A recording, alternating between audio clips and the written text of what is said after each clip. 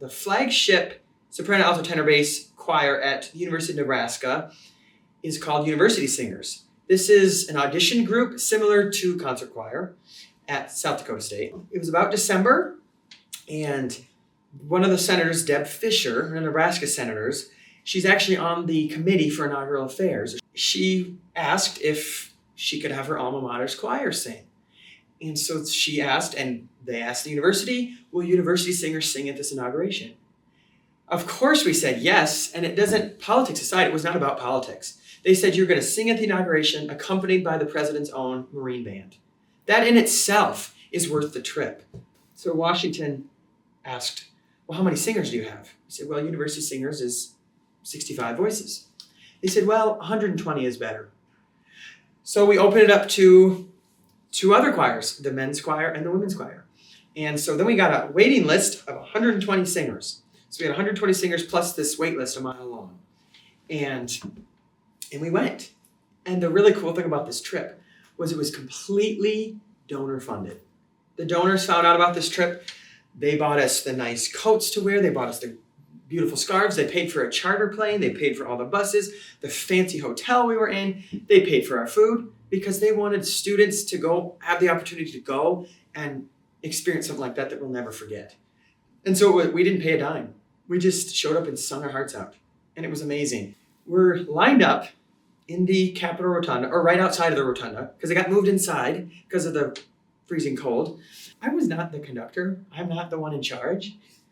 But just one of the grad students, right? And we were lined up in this back hallway where I later learned they kept, it was where a lot of the politicians, the big names that you saw on the platform were kind of held before. So no wonder there was so much security right there. But this was the day before, and they were standing there. I'm standing right next to the conductor, Dr. Eklund from UNL, and he gets a phone call from the conductor of the president's band. He said, where are you? Are you here? Yeah, we're in the hallway. Well, can you come inside? And so Pete had our director, he went in the rotunda and was talking to the conductor, and we're just, okay. All of a sudden, these people with headsets that are, you can tell they're the producers of this event. They're starting to talk to the chancellor and the vice chancellor. Okay, this is what we want to do with the choir. This is what, oh, hang on. Oh, we don't know. Whoa, we're not the ones in charge. I was right there. Jamie, come up here, because he knew I'd been helping. So the guy said, we need to go. We need to figure out what we're doing. Okay, well, the conductor's in there. Well, let's go talk to him. So I didn't even have a split second to go, oh my gosh, this is amazing. We're business, and there's the presidential platform. Okay, not looking. I just have to talk to the conductor. Met the conductor. We figured out our plan. Bring the choir in then. I help bring the choir in. We figure out our formation, and we try our piece with the band, with the president's own. And let's just say we didn't end together. We didn't all end in the same spot because this big, huge 150-foot dome, it echoes. Everything echoes. And so the conductor gets on the microphone. He said, where's Jamie? Where's Jamie? I'm like, right here.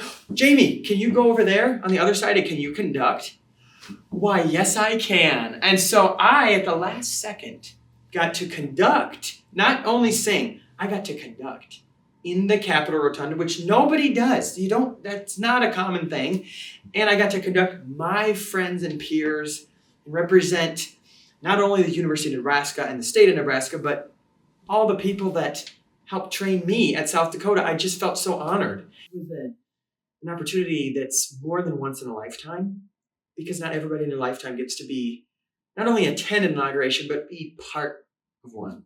And part of the transfer of power, it was just so meaningful. And we sung a piece called One Voice, all about unity. And we thought, what better than on the national or international stage to have a whole bunch of college people singing about being unified and being, stronger together than we are, in conflict. So anyways, it was so memorable and so cool.